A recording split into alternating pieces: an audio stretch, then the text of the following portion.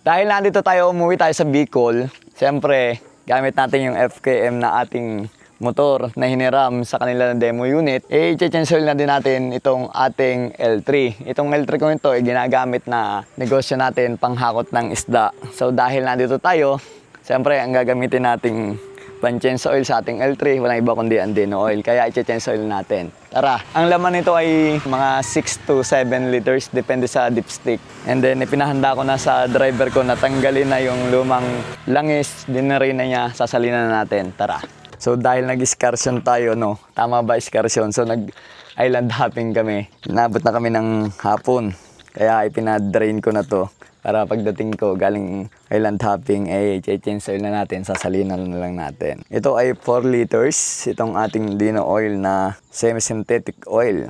Ever since naman, first change oil nitong mga L3 ko, Dino oil lang ginagamit at ganun din sa big bike.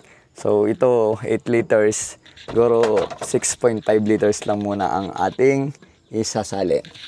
So ayan. Ang ganda ng texture, oh. Dahil nga ito yung panghakot ng isda, dapat monitor natin ang pag-change oil para suwabing-suwabe ang performance with Dino oil.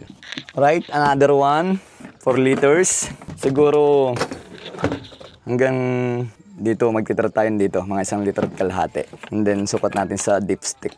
Kailangan hindi pasmado, wala tayong imbudo. So mga 1 litro, sumobra yung ating tansya. Pero di bali nang sobra ng konti, wag lang kulang. Magbase tayo sa dipstick.